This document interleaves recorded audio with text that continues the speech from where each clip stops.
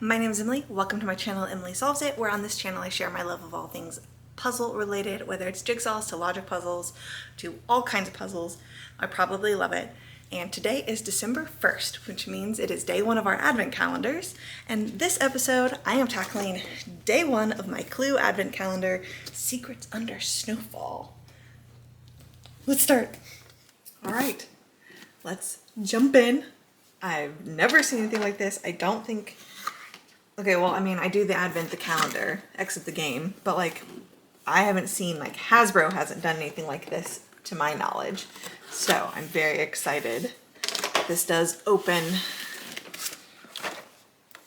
like this. There's so much to like look at too with this one. Oh, I didn't even look at the back. Let's... Ooh. This is fun. Secrets Under Snowfall. 6 guests arrive at the Tudor mansion in the dead of winter. They expect a sparkling winter party but receive a cold welcome from host Bowden Body Black, who threatens to expose secrets they want to stay buried. By the end of the night, Black is dead and everyone's a suspect. Can you piece together what happened? Okay. One-time mystery, yada yada. We've got clues, we've got storybooks. Mystery unfolds over 24 days. Each day reveals more of the story and a unique puzzle. Solve the puzzle together to find out which door to open next. Ultimately, use the clues you've collected to deduce who killed Black, where, and with what. Okay. Going to... Whoops. But it's stunning. Just like one side of this at a time. Like, look at this side. I've got a mess, but like the detail we have Polaroid photos of like suspects, Solicitor Peacock, Miss Scarlet, Mayor Green, Professor Plum, Chef White, Colonel Mustard, and then we've got like little bits and bobs everywhere.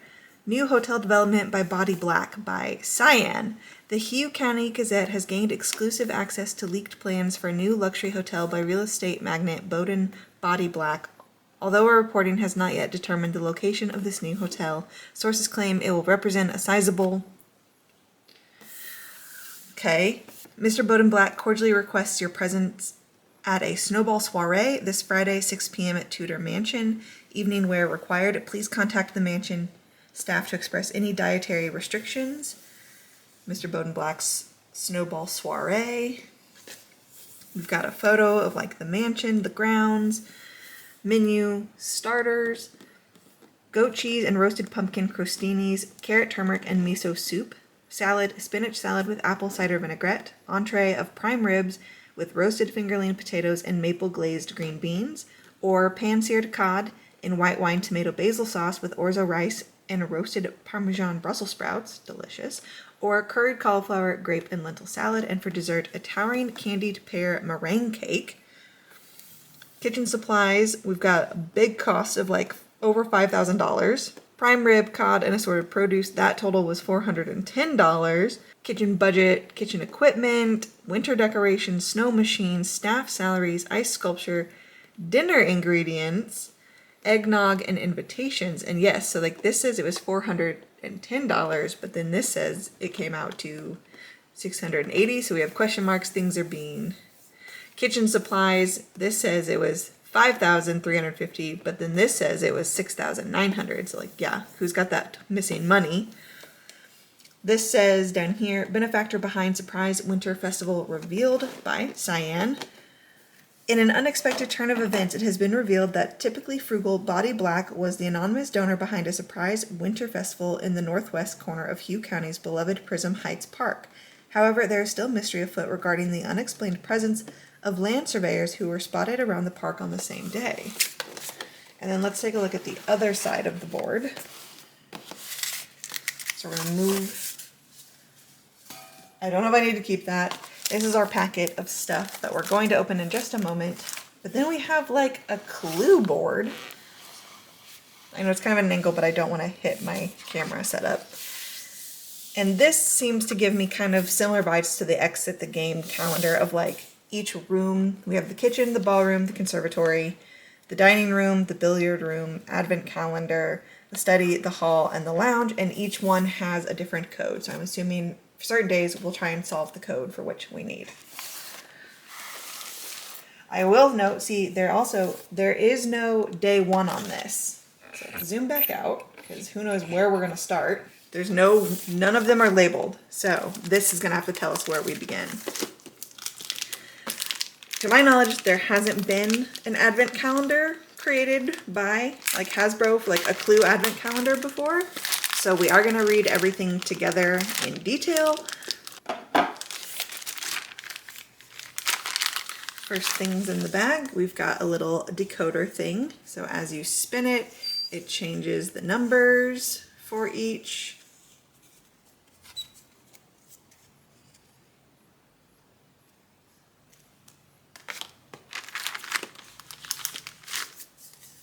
We have a very traditional Clue envelope. This is just like in the traditional game. You have your final suspect murder cards go in here kind of thing. So that's fun. There is nothing inside.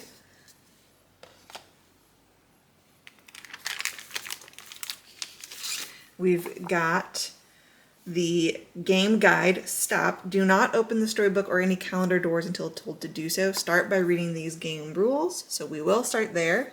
And then we do have this big guy. Last but not least, this is the storybook, and don't open this until told to do so. So we need to start with our game guide, and that's totally fine. I do like that we have a decoder that is already put together for us. That is really nice. Okay, let's see how to begin. You have 24 days to solve this mystery. Bowden, Body Black, is dead, a victim of foul play at his own winter party. Every guest is a suspect, and to solve the mystery of who put him on ice, you'll have to retrace the story of that night over the course of 24 days. Each day, you'll read a piece of the Clue story, open a calendar door, and work together to solve a puzzle. The puzzle's answer will reveal which door to open the next day. Some doors include clue cards.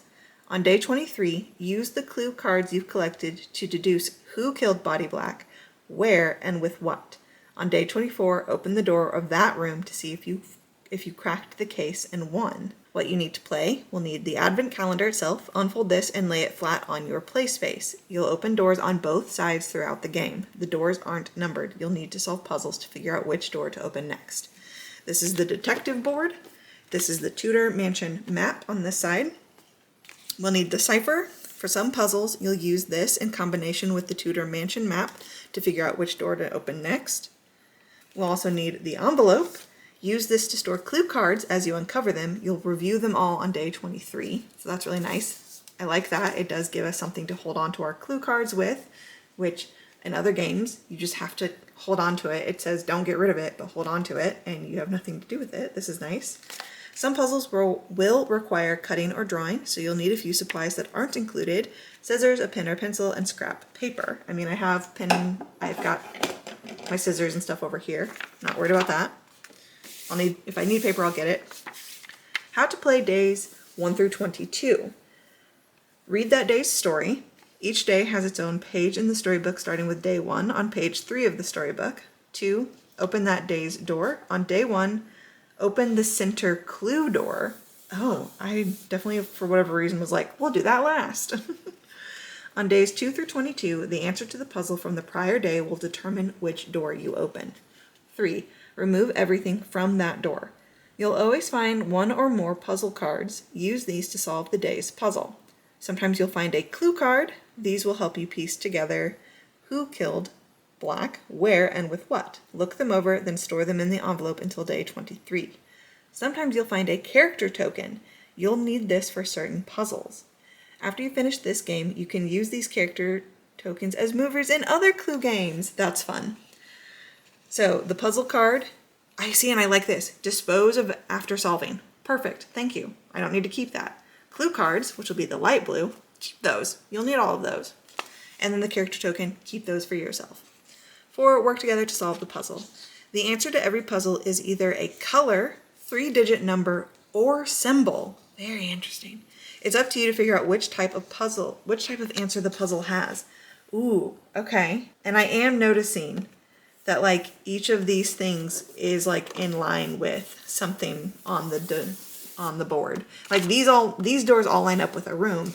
This all lines up to something that they've pinned here, which is, I mean, that is obvious when you're looking at it, but the doors line up. See puzzles on page 6 for more info. We'll get there, don't worry. 5, the answer determines which door to open tomorrow. A color answer will lead you to a specific character door. A number answer will lead you to a specific room door. And symbol answers will lead you to a specific snowflake door. I did notice that there are multiple different snowflakes. That is so cool. I am loving this already. And then it gives you examples on here as well. A room door, a character door, or a color door, and a snowflake door.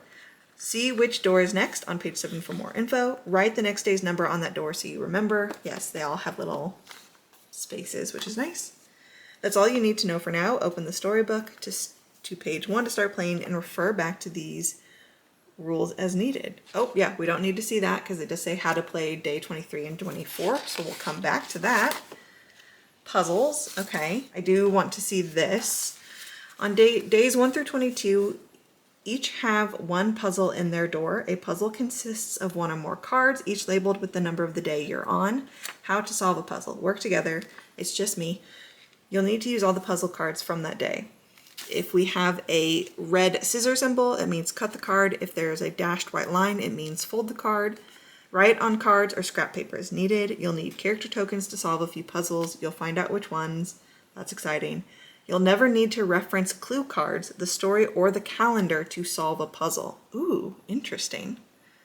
Types of answers. There are 3 types of answers. It's up to you to figure out which type a puzzle has. Color. Color answers are always the color of a character. That makes sense. Number answers are always 3 digits, and you'll enter them into the cipher.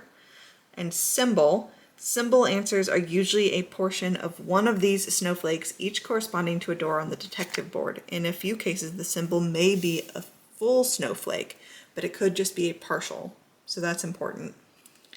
Hints. If you're stumped on an answer, there are hints on the back of the day's story page, so don't turn the pages over. Do not flip the full page. Instead, carefully fold the bottom 1/4 of the page to reveal the first hint. Continue as needed. Hint 1 reveals the type of answer if it's a color, number, or symbol. Hint 2 gives you further instructions on how to solve. Hint 3 gives you more details, and hint 4 will give you the answer. Once you've completed a day's puzzle, please dispose of its puzzle cards responsibly. I think you can recycle them. Which door is next? Each puzzle answer leads you to the next door to open the next day. How you figure out the door depends on the type of answer. A color answer means a character door. Each color answer relates to a character shown on the detective board. Red for Miss Scarlet, yellow for Colonel Mustard, blue for Solicitor Peacock, purple for Professor Plum, white for Chef White, and green for Mayor Green. The door with that character is the one you'll open next. Example, if the answer to the puzzle is red, you would open Miss Scarlet's door tomorrow. The number answer, it's a room door. Each door on the Tudor Mansion map is labeled with both the room's name and a unique combination of 3 shapes. Each shape relates to a number, and the cipher will help you pair your number solves with the appropriate room. On days that require a number solution, enter the 3-digit answer into the cipher with the first digit on top, the middle digit in the middle, and the last digit on the bottom.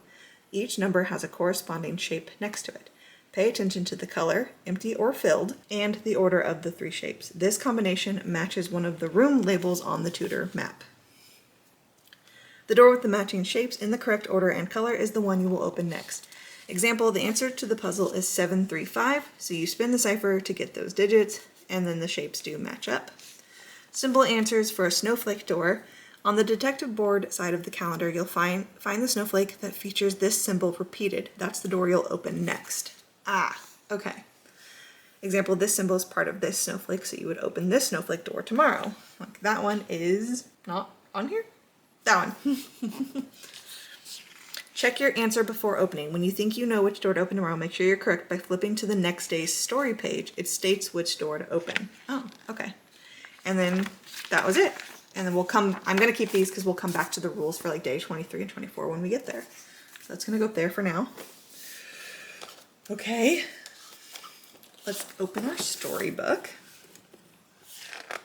Ooh, nice and thick. Ready to play? First, read the day one story on the next page. Next, follow the instructions beneath the story. Remember, puzzle hints are on the back of each day's page, so we don't want to flip them over unless we absolutely have to. Ooh, look how beautiful this is. Okay, so right here at the top, it does say the door we're opening is the center clue door. We'll do that in a moment. Day one. It's a cold winter night in Hugh County, and the towering Tudor mansion is frosted with snow and icicles.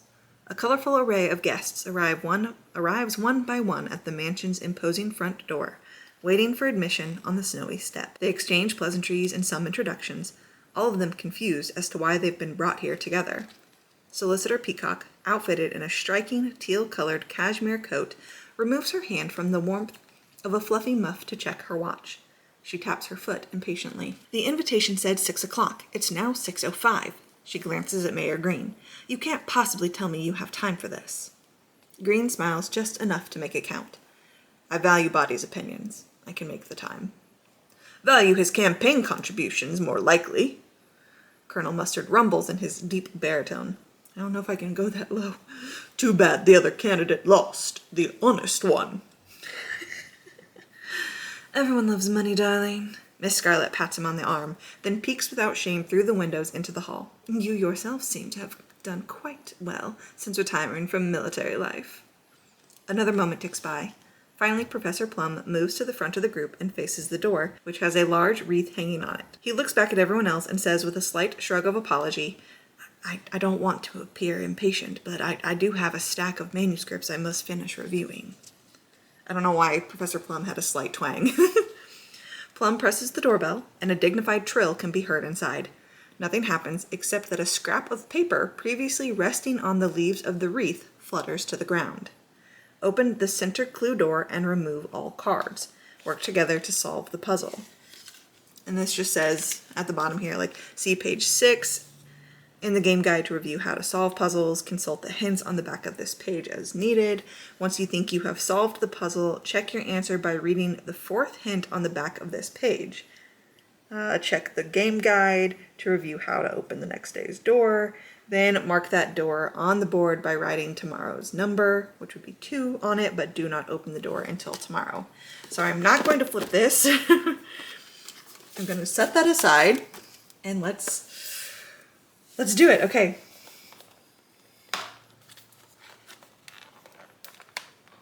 I feel like I should bring you over here, but you can see. So, well, I am going to be thorough. This was day 1.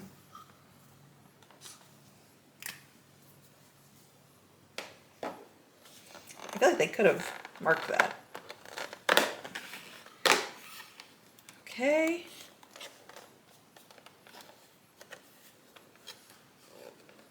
There's nothing. Oh no! That's not good. There's nothing inside. Oh no! Not this calendar. What do I do?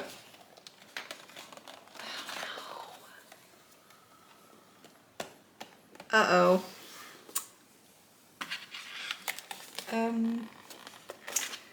I have a feeling they've made it into another day. They've meandered, I'm afraid. What do I do?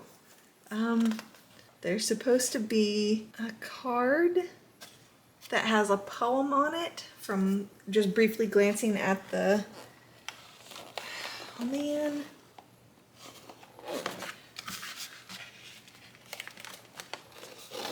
Okay, it is taped. I'm gonna have to...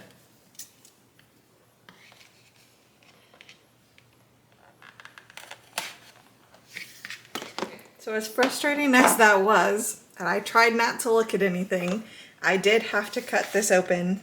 I caused a little bit of damage here. I did have to cut this open and get into the game because unfortunately all of the cards that were inside had been moved around. They'd been shuffled around, which is really disappointing that happened. Each day it looks like there is a plastic tray on the inside of this, and there are little like nodules here that are supposed to keep the cards in place. I'm assuming that in transit they just popped out and that's what happened. But I tried to match them up as best as I could. I don't know if I put everything back in the right spot. Some of them had the day numbered, which was nice, so I was able, like, you can't tell, but it does, there is a number 1, and like the cards all have, all of the puzzle cards have like a puzzle symbol, and then it says what day it is on there. So those I was able to match up, but others, some of them didn't have numbers at all, and I just kind of guessed on where to put them. I tried not to really read them. I tried to just get a glimpse of like what room you would potentially find it in. So if I get things out of order, I get things out of order. It's not my fault. Not really. So let's take a look at our cards here. So this was the wreath on the front door. We've got berries, we've got acorns, and we have pine cones on here. And then we've got a double-sided card. This says, apparently this crazy poet cares more about the number of each word than he does about the meaning. 9, 11, 20, 18, 32, 19, 28. In winter blooms not more than ice at first, but count with patience passing days and nights. Then finally acorns cast off frost's numb worst, and fall's pine cones give way to berries bright. So if we read first, then like the number on the poem, it goes first count acorns, then berries, finally pine cones. Acorns, berries, pine cones. Acorns is 3. 1, 2, 3, 4, 5, 6, 7 berries and 2 pine cones. So this gives us a number. Acorns, berries, pine cones, 3. So this way, 3. How many berries? There were 7 berries? Ooh, that's annoying. 7 berries and then 2 pine cones. I don't like that I have to like hold the rest of these super tightly to get what I need. Okay. 3, 7, 2, which should give us a black triangle, and an open hexagon. And when we look over here, that is the hall. So then this gets a 2, and that's what door we open tomorrow. Now, if I remember correctly, it did say we can get rid of these, the dark blue puzzle cards, immediately. We don't have to hold on to these, which is really nice. So, boop. I guess we should check our answer. Can I just look at 3-digit number? Body seems surprised to learn that this poet cares so much about the number of each word. Maybe the numbers at the top correspond to words in the poem. Yes. Each number at the top corresponds to a word in the poem. For example, 9 corresponds to the 9th word, which is first. Read the words in order, blah, blah, blah, blah, blah. We did that. Gave us that. Yes, we will go to the hall. Okay. I mean, so far, I can't say no complaints. I mean, I am disappointed that I opened the very first door and there was nothing there, and that I did have to open up the calendar to try and figure it out on my own. What should go where? That's not ideal, but hopefully tomorrow we'll be off to a better start. Let's close this up. I'll see you tomorrow.